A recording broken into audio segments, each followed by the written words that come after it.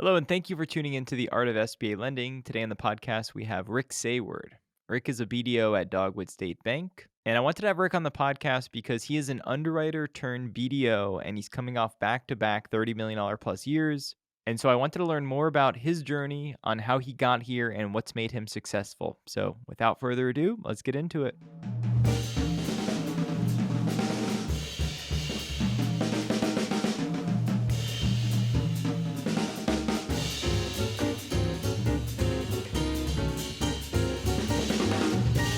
So how you been, man? How are you? Things are going well. It's been busy and brings you all different challenges. But yeah, the SBA world's been good.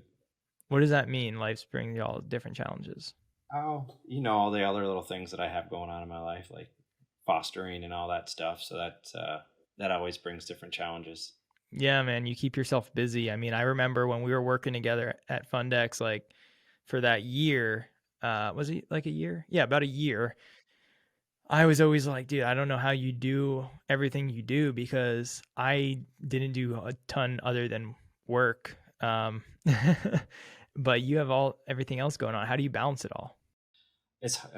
Yeah, it's a good question. It's hard. A lot of times I work during the day up into a point to where if the kids get home from work and kind of cut off early afternoon and then pick it back up late at night. When you were underwriting, did you work like that too, or just when you became a BDO, you were like that? Just mainly as a BDO. As an underwriter, we weren't really encouraged to bring our work home with us. At that point, we had laptops, but it was never encouraged just to go home and continue to work. It was work at home or work if you need to at home, but they'd rather us stay in the office, and that was pre-pandemic. So work from home wasn't really a big thing back then for underwriting, at least. Yeah, that's a good point. See, I love these stories with the underwriters that convert to BDO. It actually turns out successful more often than you think. Like everyone who is a BDO that I know who started out as an underwriter is actually just, I think, an even stronger BDO for it. But what made you want to be a BDO in the first place? Because you were an underwriter when you started out, right?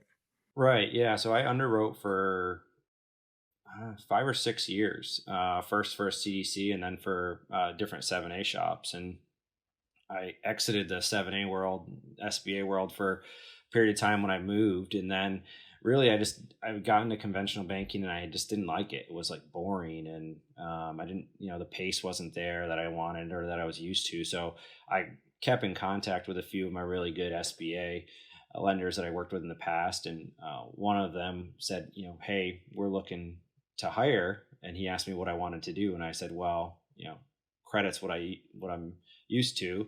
And he's like, well, what about sales? He's like, you're really good with customers and, seems like you liked that aspect. And I said, yeah. And he's like, well, why don't you give it a shot? So he hired me in as a BDO. And I wasn't even really looking to be a BDO. I was more so looking to stay in credit. And he kind of pushed me and said, hey, why don't you give this a shot? I think you'd be good at it. And he spoon fed me of what to do and how to be a good BDO, and kind of just took that and grew from there. But it wasn't really an opportunity that I ever thought that I would be a BDO. I always thought I'd stay in credit, but I got the opportunity and was successful in it and just kind of stayed that path. Was that at like a small bank or like a national shop? It was a national shop. We did national lending, Okay. But that bank was more geared where it was vertical lending. So I was a vertical lender for my first 2 years. I did strictly only craft beverage lending on a national platform. Oh, right. Yeah, I remember that. Okay. So I know where that was now. And feel free to name any shop you want, name any name of anyone you want. There's no rules here. So Okay. I wasn't sure. I'm just kidding. You don't have to. You can name anyone. I'll just throw a name out there. I'm going to name Sean, our credit manager. Yep. So if we want to trash Sean on this podcast, we're allowed because he said he's going to be watching. Yeah, I got some good stories about Sean, but I don't know if they're worth or should be shared on this podcast. Come on. Now is the time. There's probably at least one that's. So Sean actually took my place when I originally left my first SBA lending shop in North Carolina. He took my place, and then we got back together at that bank where I was at when I was doing the vertical lending. So we've been on a lot of trips together, or a couple trips together. We went to the craft beverage trade show in Denver, and that was a pretty good time for Sean. Those are fun. Yeah. Yeah, those are fun. I could only imagine. So, okay. He likes to go shopping when he's at those trade shows. He just carries a big tote bag around with him and picks every little thing up that he could. And his whole wardrobe is probably based on. Oh, he's that guy? Those trade shows, yeah. Well, listen, man, that's interesting. So they just made you a BDO, even though you weren't quite looking for it. Did you have to take a pay cut in your like salary at all to do that? I'm just curious. No, I didn't have to take a pay cut. So they basically matched my base compensation I was making on the like conventional underwriting portfolio management side as a BDO, and then the commissions was just everything on top of that. So I came into it earning about the same as what I was earning before, but with just a ton of additional potential. See, that's nice. That's nice. Yeah. But I guess the risk there is if you don't produce, you don't have a job. Was that concerning to you at all? Well, it would have been if I was I think if I started as a BDO in a different shop, but I went into a shop where I knew my manager. I had worked with him. I was his underwriter at the previous institution for like 3 years. So him and I had a great relationship. And he said to me, you're not going to have a lofty goal year one. So I think they gave me like a $5 million goal I was there for like 8 months out of my first calendar year. So they're like $5 million this year. The following year, I think you have a $15 million goal. So they didn't really, out of the gate, they didn't put a huge goal on me, which was nice. So I knew that I had a longer runway than most BDOs. I knew I had longer than a year probably to get to where I really wanted to be or where they wanted me to be. So that was nice. Took a little bit of the pressure off, but and I also had a good manager where he, my first couple deals, he fed me those deals. So it kind of gave me a good starting path. And then he just said, this is what you got to do to be successful. And I just took that and met goal every year. And when you look back at those first few weeks or months on the job as a BDO, was there anything you were like, did you know what you were doing? Was there anything you were doing where now you would tell yourself, you know what, that didn't make any sense? I mean, I just did a lot those first few, like probably 3 months. I just did a lot of cold calls, like of anyone and anyone that would take a meeting with me. I was making calls. I wasn't necessarily strategizing on who I was talking to. I was just talking to anybody because, I was new, and anywhere where I could get leads from, I was trying to get those from. I would say if I look back, I probably would have focused my search a little bit more on people that probably could have sent me, the deals that I was looking to do. But I think it's helped in the long run. I still get calls from some of those people I made phone calls from in those first 3 months. Now, still deals that I might not be able to do, but I still get calls from those people. But I just did a ton of cold calling my first 3 months, I would say. I agree because I did a ton of cold calling my first 2 years, really. And I feel like that momentum you build during that first 3 months or 6 months kind of carries you. It like pushes you forward. So like if you just had 5 good referral sources and you just stopped, that might have not got you as far as you went because you didn't build enough momentum up front.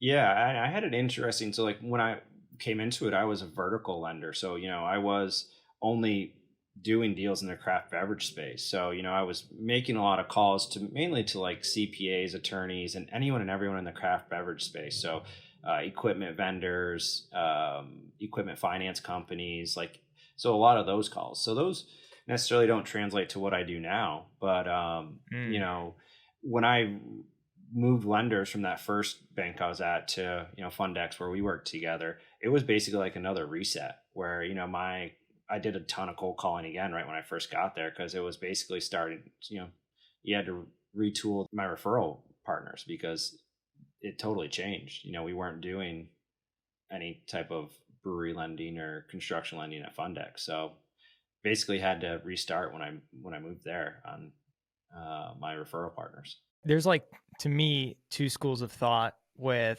the business development strategy in terms of niching down versus kind of painting with a broad brush. And do you ever think about niching down to any specific industry? Yeah, I do. I focus a lot of most of my cold calls or any type of planning that I do now is largely based on business acquisitions and partner buyouts. That's, those are the type of referral partners that I'm chasing. But I still do take in deals from existing relationships that I have that um, don't fit in the business acquisition space. I'll still look at doing, startups um, and other type of expansion type deals, but I'm not actively pursuing them. If they come to me and they're within our credit box, I still do them, but it's not necessarily things that I'm marketing or calling people on. I'm not looking for that type of business, but if it comes by, I still do it. Gotcha. Okay. Well, let's go back because obviously we overlapped at Fundex for a little bit, and when I joined, this was like December of like 2020, right? So it was that crazy COVID year at the very tail end of it. Well, let me start. How did you end up there? So I knew, I don't know if we're naming names, but I knew Heidi and Kirk our previous from a previous lender that I worked at, and Kirk was my previous boss that I reported to at that lender, and Heidi was actually a BDO that I underwrote a lot of her deals for. So, the leadership group there at Fundex, I had a lot of working relationship with. And when I was getting ready to exit my first lender shop, I, I knew they were over there. They had just started the group. So I just reached out to Kirk and asked him what was going on and if they were looking to hire. And that's how it started, and it snowballed from there. And they brought me in, and that's really how I got started with Fundex. So you followed people, right? That's common in our industry. You follow people that you trust or like, basically. Yep, exactly. But they were, you must have really liked them because we were still on an LSP. You had PLP by then, by the time you jumped on, I think, right? Yep. Yeah, we were still using LSP to close all of our deals for the first 6 months that I was there, I'd say, until we, fully exited the LSP. But yeah, my first probably, 6 to 9 months there was mainly closed by an LSP. This is interesting to me because this was before I got here.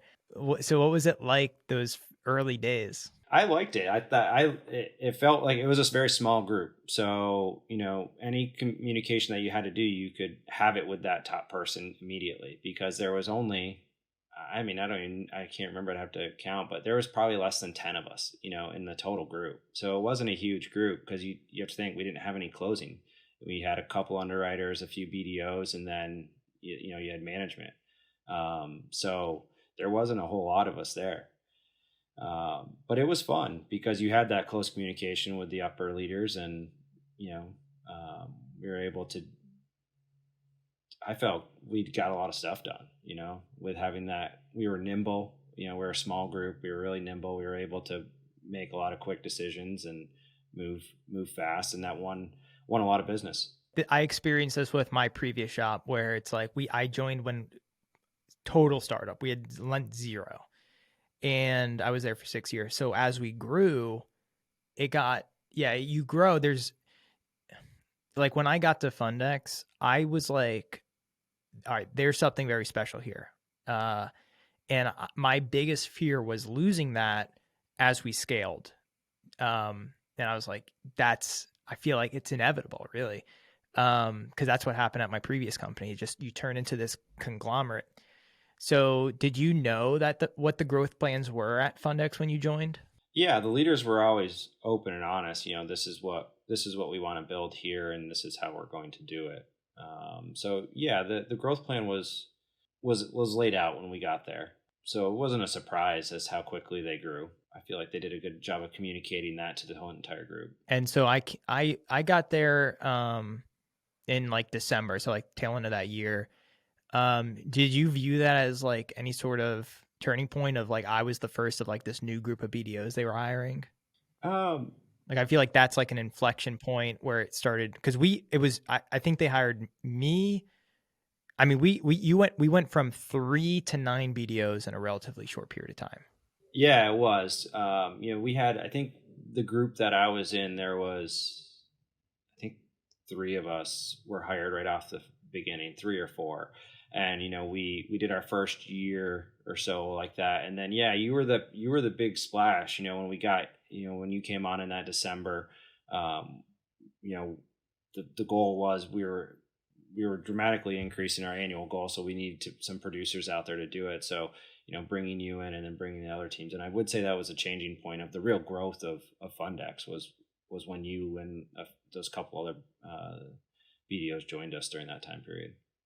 I mean, that year you outproduced me. I mean, I wasn't producing at that company, but my previous company that year I had was much less than what you did, and even what Deb did. Since we're naming names, but so I was like, how are you guys doing this? And you were always making it look so easy because you did such little marketing, and you and you had a great year, and then and even in the last couple of years you had back-to-back 30 plus million years, and that's rare in our industry. I really want to get into like how you've achieved this success. But that year, in 2020, was that like a blowout year for you, or was that similar to what you were doing at the previous shop? So my previous shop, the last year that I was there, was my first full year, and I think I did 15 million that year. That's solid. Yeah, within 2 years of being a BDO, I did $15 million my first full year. And then I think I was, like 25 million my first year at Fundex. So yeah, I mean, it was a huge jump, and it was really different for me because when I was at the previous lender, my first lender, I was doing primarily construction loans. So, the timeline on closing those loans is so long, and, it's a long lead time. You're dealing with the loans and the customers for 6, 8, 12 months sometimes, on these deals getting ready to close. So it was just a lot of building up a pipeline in that bank versus when I got to Fundex, and I switched to focusing more on doing business acquisitions. Your pipeline on the back end, it moves a lot quicker on the closing side. So that was like the biggest change for me when I got there was, I wasn't just building a closing and I didn't feel like it wasn't ever closing. When I got to Fundex, it felt like, I was closing. So that number jumped for me easily from 15 to 25 because those deals turned a lot quicker in that closing time frame. Well, I love that you started out with the vertical stuff, doing cold calls to all those people. I feel like that gave you a really good foundation of a salesperson mixed with the underwriting foundation, and it really set you up for success. But also, there's like definitely a lot of people listening right now that to pivot into business acquisitions at a startup shop, that was on an LSP for half the year, closed 25 million. Like, we'd like to understand a little bit more about how you did that, because a lot of people would love to do something like that. Like, where were you getting your business from? Well, I was lucky, I, as I said, I underwrote loans previously for 6 or 7 years, and a lot of the BDOs that I had underwritten loans for, I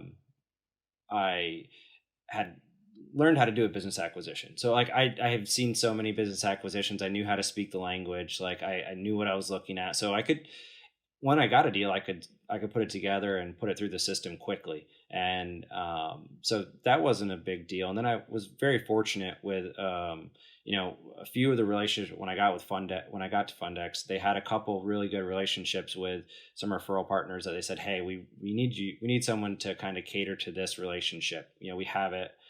So I was lucky. I was, given an opportunity with a couple of those relationships, and really just dug in and kind of focused on those relationships and tried to grow those relationships from getting a couple deals a year to getting a good amount of the deal flow from those relationships. And given my credit background, I offered just my time to these few groups and saying, hey, I'll screen all your deals, and let's talk through what are your credit problems, what could be some closing troubles that you might face. Let's try to talk about these. And that was my value add, because again, I wasn't in sales previously. I didn't do a lot of marketing, as you said. My value add was, listen, I'm a resource for you here. Let's see if we can identify any problems up front. Let's get rid of these problems so that we have a smooth underwriting and closing process.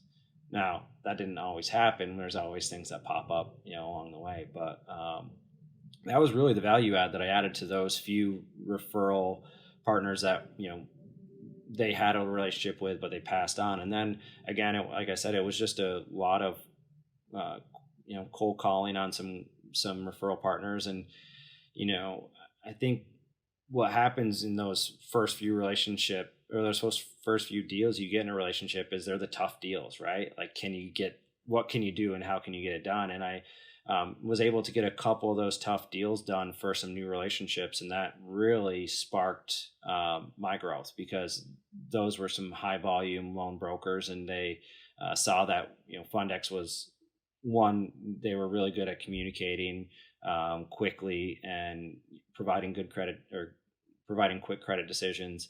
And, that really kind of sparked the growth there. And that's what it was. But my value add has always been this, specialize in credit, and, I know how to get a deal done in closing. I kind of know the process pretty well.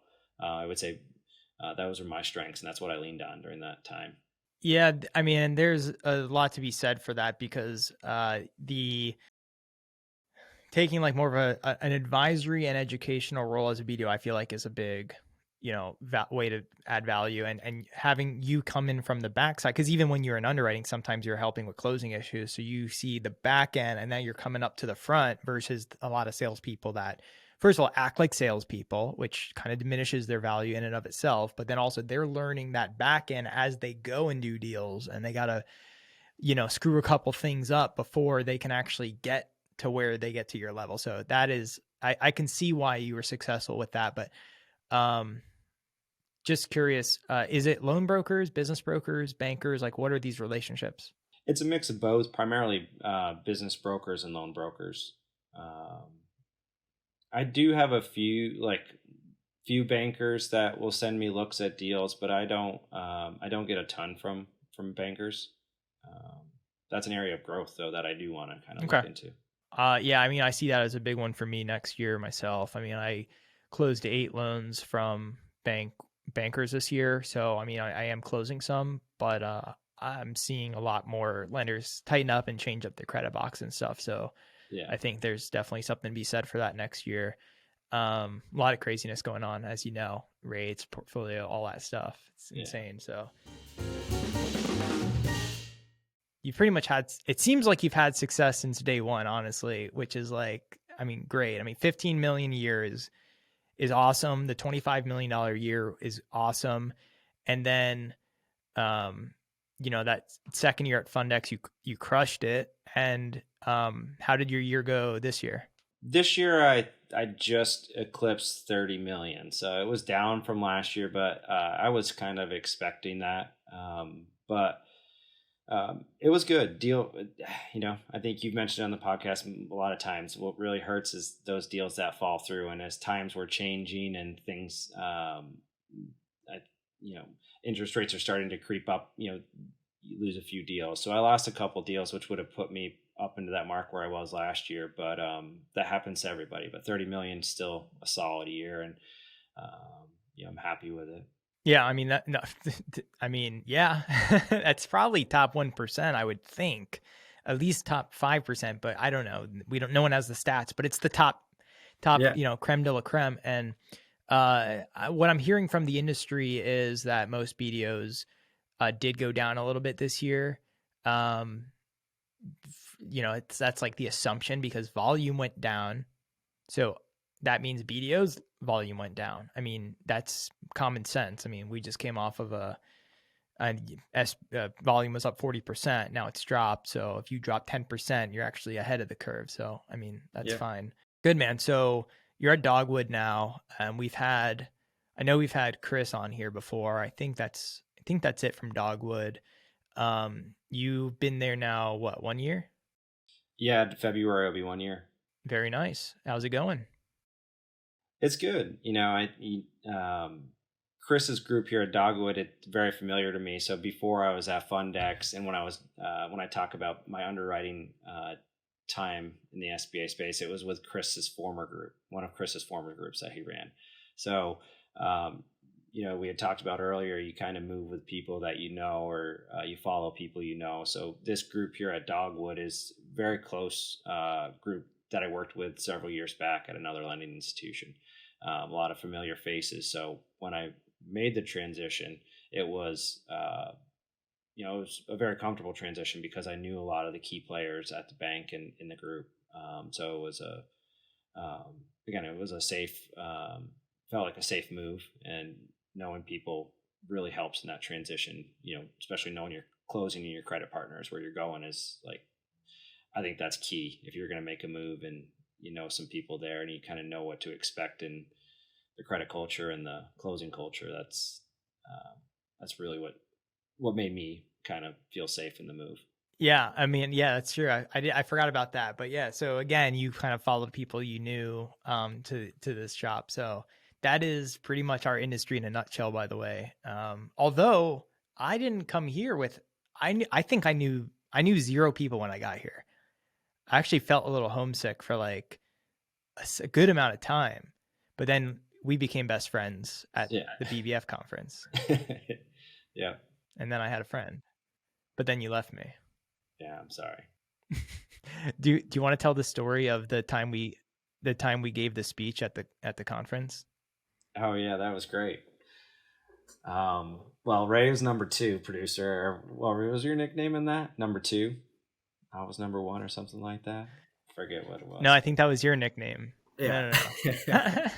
Yeah, because I was the year after. Yeah, you came in and smoked me your first full year there. So, but yeah, we were able to speak together at the Murphy's conference, and I think we took a different approach to it, which was nice.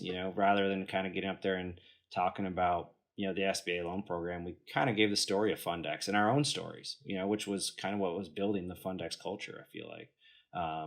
And yeah, it was well received and pretty positive, I thought. But it was fun. Well, hold on, you got to back it up because first, our buddy Chris Hackney went up and talked, and Tom Zernick gave a little bit of a background, and he was given like he known these guys for years and years, and he was referencing times they were at his house, which is a big house I hear on the water in St. Pete, and then I'm like, oh geez.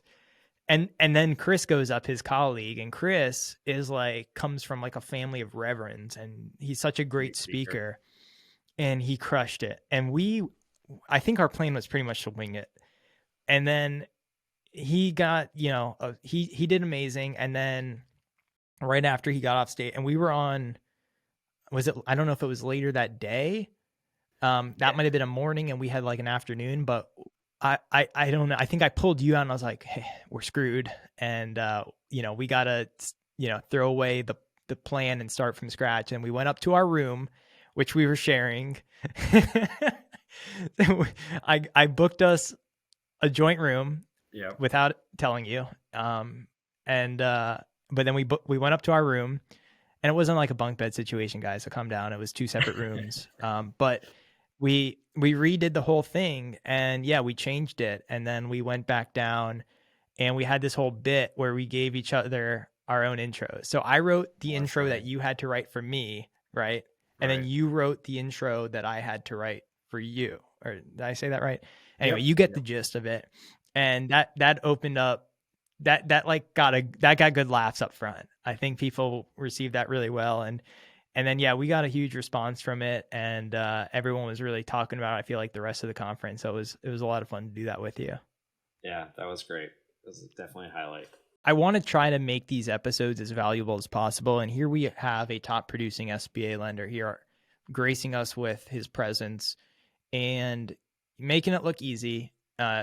There's a lot of folks, BDOs that, I mean, they're not going to go become an underwriter for a few years and then come back to being a BDO. So we can't tell them to do that like you did, but there's got to be some sort of advice that we can give in terms of how you operate your business that we can use, like something you've been successful. And knowing you, I feel like it's probably something having to do with you got to deal internally, you got to deal externally with the referral source. You have big relationships and you've got to manage these relationships. Does anything come to mind in terms of advice, in terms of maybe managing the relationship, maybe internally, maybe externally, or anything else you want to add? Yeah, I think managing expectations with those relationships is huge, and trying to avoid those those big pitfalls or hurdles with those relationships. Because the thing in my experience or my opinion that kind of hurts those relationships long term um, is mistakes. If you made a mistake in your pre-screen of a deal that could have easily been identified, and then it comes up in closing, I take ownership on that. That's like, that was my fault. And my fear has always been that, that mistake may impact me down the road. Now everyone makes mistakes, but it's limiting those mistakes and, making sure you're talking through the deals with those referral partners. And again, like I said earlier, I try to identify as many of those hurdles or trip points along the way as you can up front, and talking through those, because you want to make it as painful or as painless as possible for your referral sources on closing deals at your shop. So, talking through those, putting a plan in place, that's really how I've been able to kind of improve those relationships, build those relationships, earn more business from those people. Is just, setting the expectation. And then if there is going to be a problem, let's start working on it now. Let's not wait. Obviously, that's incredibly important. And it's sometimes funny watching how simple it is to just be a good BDO, and how basic the principles really are. Setting expectations and not screwing up. Like, it's really not a super high bar, but I mean, I've talked to a lot of folks who are in the business, and they, to me, I don't believe it, right? I don't believe it, but they say a lot of BDOs overpromise. I don't want to believe it, but that's a huge problem if you're overpromising and underdelivering. And the tricky part is we have to rely, on I can limit my own mistakes, but we have an underwriter, a closer, all these people down the line, sometimes a credit committee, and you have no control over how they act. So then managing those expectations becomes a little tricky. And that, I will say, is more difficult to manage as a BDO. Yeah. And the one other thing about those relationships that, another value add that I always gave people was speed, and I think that's one thing that we can offer, as a younger BDO getting into it is offering speed to these. So, when I get a deal in, it doesn't sit in my inbox.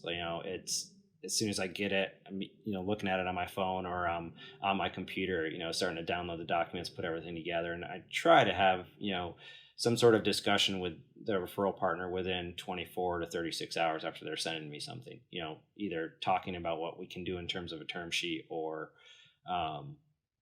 what hurdles we might have on this deal. So, and that was something that I could offer, and it was free, but, they appreciate it. There's a lot of busy BDOs out there that maybe have to sit on a deal for a day or 2 or 3 days, where I was winning those deals because I was flipping it in 24 hours in terms of a term sheet. So that was one thing that I still do. I offer speed, able to look at the deals quickly. Now you're giving away all the secrets, so let's stop right there. But I 100% agree. That has been a huge key to my success as well. Like, get back to people very quickly, and it's invaluable, really. There are sometimes I'll send a deal to a banker that I can't do or something, and it's like, for some reason in their mind, they think it's okay to wait 4 days to get back to me. Like, could have closed by now. Like, what is this? Like, but we're two young guys. Right. We're like 30. I think I'm 33. You're like 33 still, right? 34, 33. Yeah. So that's what it's all about. I mean, I'm seeing this whole young generation come up, and a lot of the folks that have come on here are kind of in our age range. And we're just doing what we're doing. I mean, expectations of the world has changed. I mean, you can thank Jeff Bezos if you want, but like, now I'm turning stuff around, in 24 hours, and it doesn't seem fast enough sometimes, but that's just life. So, I mean, managing the whole thing is the key. I think when we're coming up with a title, maybe I'll put expectations in the title or something like that. I don't know, either that or reminiscing on the time Rick and Ray rented a scooter and rode a tandem bike down the beach or something like that. Cause there we go. We'll see if we can find some of the pictures and we'll put them up. But Rick, thank you for stopping by The Art of SBA Lending. Long overdue, but I wish you luck next year, man. Take care. I appreciate it. I appreciate it. Thank you, Ray. All right, that's it for this week. Don't forget to subscribe to the podcast so you never miss an episode of The Art of SBA Lending. And if you have any feedback or suggestions, email me at ray@artofsba.com. Until next time, ta-ta.